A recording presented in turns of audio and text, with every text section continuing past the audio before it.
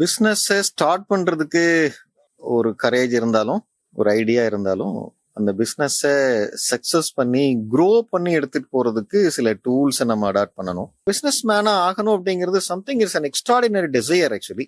So அப்பவே நம்ம யூனிவர்ஸோட என்ன சொல்றது பிளெஸிங்ஸ் வந்துருச்சுன்னு அர்த்தம். அப்போ இதை ஒரு சின்ன சின்ன பிரசன்ஸ் ஆஃப் மைண்ட் இருந்ததுன்னா போதும், அந்த சக்சஸ் ஆகிடலாம். இப்போ பிசினஸ் ஸ்டார்ட் பண்ணணும்னு டிசைட் பண்ண பின்னாடி அத்தனை பேர்த்துக்கு வர்ற கொஸ்டின் பாத்தீங்கன்னா, என்ன பிசினஸ் ஸ்டார்ட் பண்றது அப்படிங்கறத ஒரு பெரிய கொஸ்டின் ஆக்சுவலி. இப்போ என்ன பிசினஸ் அப்படின்னா, நிறைய பிசினஸ் இருக்கு. நீங்க சூஸ் பண்ணக்கூடிய பிசினஸ் ஸ்கேல் அப் பண்ணி பணம் கொட்டுற மாதிரி வெல்த்தை கிரியேட் பண்றதுக்கான பாசிபிலிட்டி இருக்கிற மாதிரி ஒரு பிசினஸ் மாடலை நீங்க சூஸ் பண்ணணும். அப்பதான் சக்சஸ் ஆகும். அந்த growth அப்பதான் கண்டினியூஸ் ஆகும். வெல்த் அப்பதான் கிரியேட் பண்ண முடியும். ஃபார் எக்ஸாம்பிள், என்னோட கிளையண்ட் லிஸ்ட்ல ஒருத்தர் ரியல் எஸ்டேட் பண்ணிட்டு இருக்காரு ஆக்சுவலா. They are into real estate. கிட்டத்தட்ட எனக்கு அவங்கள 30 வருஷமா ஒரு க்ளோஸ் ஃப்ரெண்ட் ஆக்சுவலி. ஒரு சாதாரணமா ஒரு 30 இயர்ஸ்க்கு முன்னாடி பாத்தீங்கன்னா, அவங்க அப்பா ஒரு சின்ன கவர்மெண்ட் எம்ப்ளாயா ஒரு கிளர்க்கா இருந்து ரிட்டையர்ட் ஆனாரு. Very honest person. அவங்களுக்கு எதுவுமே இல்லை. இப்ப இவர் அவர் சன்னு எப்படி ஸ்டார்ட் பண்ணாரு அப்படின்னாக்க, இந்த புரோக்கரேஜ் மாதிரி ஸ்டார்ட் பண்ணார். ஏதாவது A to Z அப்படின்னு ஒரு போர்டு போட்டு, நீங்க நிலம் விற்க வாங்க அணுகவும் அப்படின்ட்டு ஒரு சின்ன கமிஷன் ஏஜென்ட் மாதிரி ஸ்டார்ட் பண்ணவர். அப்புறம் அதுக்கப்புறம் ஒரு சின்ன ஒரு ஏக்கர் லேண்ட் வாங்கிட்டு அதை சேல்ஸ் பண்ண ஆரம்பிச்சாரு. இன்னைக்கு பாத்தீங்கன்னா கிட்டத்தட்ட அவருடைய டர்ன் ஓவர் 100 கோடிக்கு மேல அவருக்கே சொத்து இருக்கிற அளவுக்கு ரொம்ப ஒரு ஆர்கானிக்கான growth. அப்போ அவர் சூஸ் பண்ற மாடல் பாருங்களேன். அதே மாதிரி one of my another known friend அவர் ஒரு கிரானா ஷாப், ஒரு கிராசரி ஷாப் ரன் பண்ணிட்டு இருக்காரு. ஒரு 2 எம்ப்ளாயிஸ் இருந்தாங்க. 30 வருஷத்துக்கு முன்னாடி எப்படி இருந்தாங்களோ அதே மாதிரிதான் இருக்கு. அப்போ நம்ம ஒரு பிசினஸ் சூஸ் பண்ணையில அந்த மாடல் நம்ம எடுக்கிறது பாத்தீங்க அப்படின்னாக்க, சோ அது அந்த growthக்கான ஸ்கோப் ட்ரெமெண்டஸா இருக்கிற மாதிரி ஒரு பிசினஸ் மாடல் எடுத்தீங்க அப்படின்னாக்க, சோ அந்த பிசினஸ் சக்சஸ் ஆகும். growth ரொம்ப ஃபாஸ்டா இருக்கும். நம்பர் 1. நம்பர் 2, growth டிசைட் பண்ற another ஃபேக்டர் அந்த பிசினஸ் மாடல்ல கேஷ் ஃப்ளோ ரெகுலரா இருக்கணும். நீங்க cash flow once in a while வந்தது அப்படின்னாக்க இந்த மணி கிரன்ச் வந்துடும். இப்போ கேஷ் ஃப்ளோ ரெகுலரா இருக்கணும் அப்படின்னா அது என்ன பேராமீட்டர் அப்படின்னாக்க, இந்த கஸ்டமர் வாக்கின் எவரி டே இருக்கணும், or maybe that every week இருக்கணும். நீங்க சப்போஸ் கிரெடிட்டுக்கு சேல்ஸ் பண்ற மாதிரியான பிசினஸ் மாடலா இருந்தாலும், நீங்க கலெக்ஷன் ஸ்ட்ரீம் ஸ்ட்ராங்கா இருந்தது அப்படின்னாக்க என்ன ஆகும் அப்படின்னா, கண்டினியூஸ் கேஷ் ஃப்ளோ இருக்கும். ஃபார் எக்ஸாம்பிள், இந்த மல்டி ஸ்பெஷாலிட்டி ஹாஸ்பிட்டல் எடுத்து பாருங்க. பெரிய லெவல்ல பண்ற டிபார்ட்மெண்டல் ஸ்டோர் எல்லாம் எடுத்து பாத்தீங்க அப்படின்னா, அதனுடைய growth பயங்கரமா இருக்கும். அப்ப அது என்ன ஆகுது அப்படின்னாக்க, இப்போ ஹாஸ்பிட்டல் சர்வீஸ் ஓரியன்டா இருந்தாலுமே நம்ம அப்படி சொல்றோம். பட் இன்ஸ்பைட் ஆஃப் தட் பாத்தீங்கன்னா இன்னைக்கு ஒரு பெரிய பிசினஸ் மாடலா இருக்கு. ஸோ அதுக்கு கேஷ் ஃப்ளோ ரெகுலரா இருக்கும். அதே மாதிரி சில ஸ்பெஷலைஸ்டு ஹோட்டல்ஸ், தென் டெக்ஸ்டைல் ஷோரூம்ஸ், அதெல்லாம் ஒரு மல்டி ஃபோல்டா growth ஆகிட்டு போயிட்டு இருக்கிறத பார்க்கலாம். பட் அதுல என்னன்னா ரெகுலர் கேஷ் ஃப்ளோ. அப்போ நீங்க செலக்ட் பண்ற பிசினஸ் நல்ல மாடலா இருக்கணும்.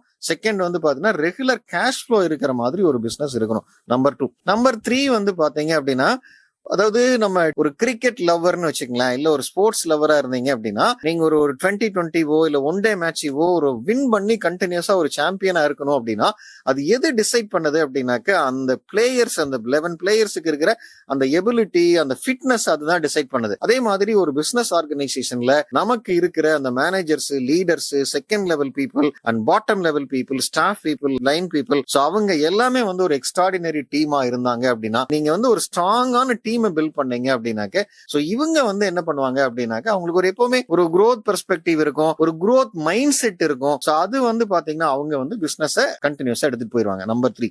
சோ நம்பர் 4th பாயிண்ட் என்ன அப்படின்னா, நமக்கு ஒரு எக்ஸிஸ்டிங் கஸ்டமர் கிட்ட இருந்து ரிப்பீட் பிசினஸ் வருதா அப்படிங்கறத செக் பண்ணி பார்க்கணும். இது நம்ம என்ன சொல்றது, கஸ்டமர் ஆடிட் growth பாயிண்ட்ல one of the valid point. Customer ரொம்ப ஒரு பாசிட்டிவா கம்பெனியை ஃபீல் பண்ணிட்டே இருந்தாங்கன்னா, so they will not just move on to other people, right? நம்ம கிட்ட திரும்ப ரிப்பீட்டடா வந்துட்டே இருப்பாங்க. அப்ப நீங்க செக் பண்ணி பார்க்கலாம், எக்ஸிஸ்டிங் கஸ்டமர் ரிப்பீட் பர்ச்சேஸ் பண்ணுறது இன்க்ரீஸ் ஆயிட்டே இருக்கு அப்படின்னா, சோ அதுல என்ன அப்படின்னாக்க நம்ம growth ஆயிட்டு இருக்கோம் அப்படின்னு அர்த்தம்.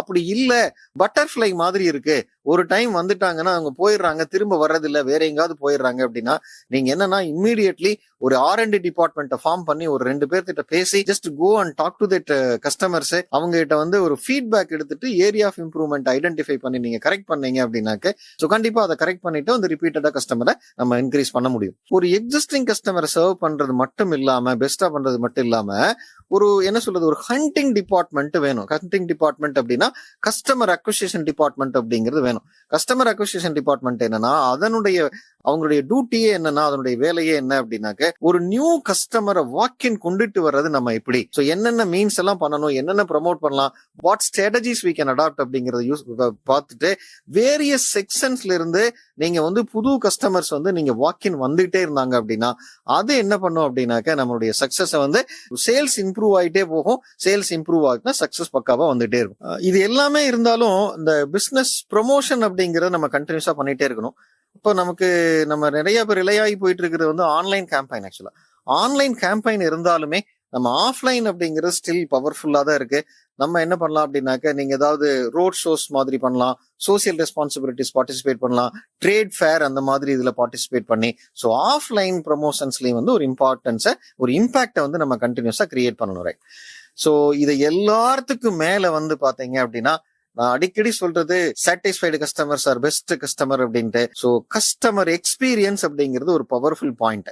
நம்ம ப்ராடக்ட் அண்ட் சர்வீஸை வந்து யூஸ் பண்ண கஸ்டமர் வந்து பாத்தீங்க அப்படின்னா ஒரு எக்ஸ்ட்ராடினரி நீங்க ஒரு கஸ்டமர் எக்ஸ்பீரியன்ஸ் கொடுக்கணும். ஃபார் எக்ஸாம்பிள், ஒரு ரெஸ்டாரண்ட் ரன் பண்ணிட்டு இருக்கீங்க அப்படின்னா, அந்த ரெஸ்டாரண்ட் வந்துட்டு நீங்க ஒரு பிரேக்ஃபாஸ்டோ, ஒரு டின்னரோ, இல்ல வந்து ஒரு பர்த்டே பார்ட்டியோ வந்துட்டு நீங்க வெளியில போகல, they should leave with an abundance and so much of happiness.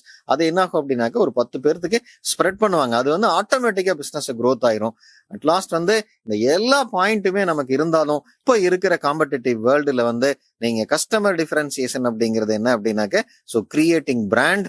So always வந்து so you have to maybe that have a separate department and section for the branding and identify a different strategies. அந்த பிராண்டிங்கை வந்து ஒரு பாசிட்டிவா create பண்ணுங்க. So அது என்ன ஆகும் அப்படின்னா, ஆட்டோமேட்டிக்கா ஒரு எமோஷனல் அட்டாச்மெண்ட்டை கிரியேட் பண்ணி எல்லா லாயல் கஸ்டமர் பேஸை இம்ப்ரூவ் பண்ணி ஒரு பிசினஸை வந்து சக்சஸ்ஃபுல் பிசினஸா ஆக்கிரும்.